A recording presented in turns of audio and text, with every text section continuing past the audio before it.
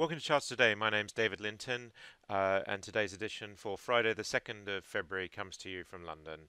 And the dollar is just sinking ever so more lower. It's just hitting the floor here all the time. So we've seen a slight recovery this morning, but we are just bearish on all three time frames really, short term, medium term, and long term.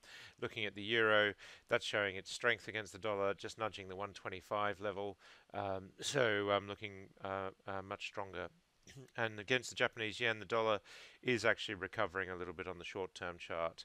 Uh, and if we look at sterling, sterling looking strong against the dollar, holding on to its bullishness there as well, but just not managing to get through that 142 level, so quite key there.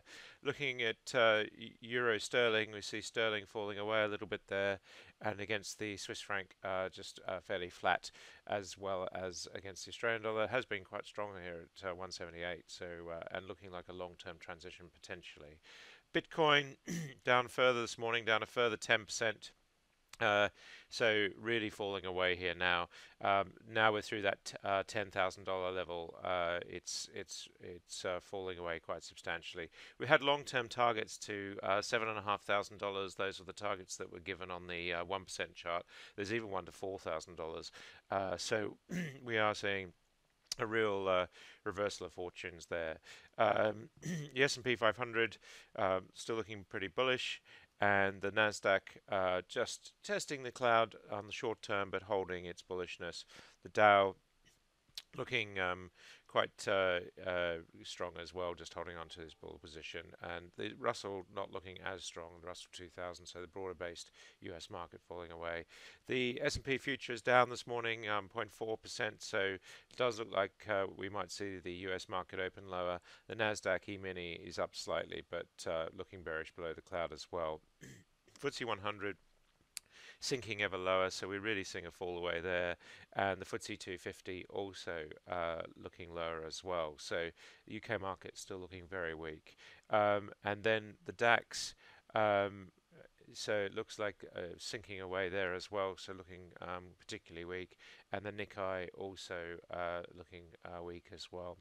Hang Seng holding its bullishness, but it's flat for the last few days certainly, and the Shanghai market has just become below the cloud. So markets just generally looking a bit weak, and we're even seeing the Sensex, one of the strongest looking markets, also falling away.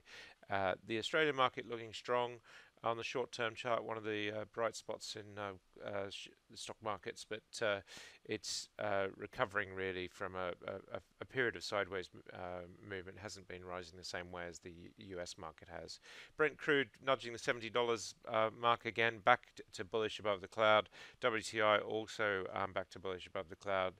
US nat gas just really struggling at this 290 level. So having really jumped last week, this week it's all come back again. Copper looking stronger, and if we go straight to the gold price, gold down a bit this morning, but it did have a good jump just at the end of yesterday, putting us back above the cloud, bullish in the short term. We are seeing targets now. 167 is activated. That would take us to a new 1 year high, but once we get through this 1370 level, we start to then get to 3 year highs. So gold looking pretty strong. Silver not quite as strong as gold on that short-term chart. Looking at US Treasury yields, we're now at 2.8%, so we really are pushing forward. Markets pricing in more interest rate rises. Apple still bearish below the cloud. Results out last night were slightly disappointed the market, so it'll be interesting to see how they move today. But this has been weak for about a week on the chart, so there's no big surprise there. They had priced in some bad news. Google fairly flat. Amazon just falling back a little bit there.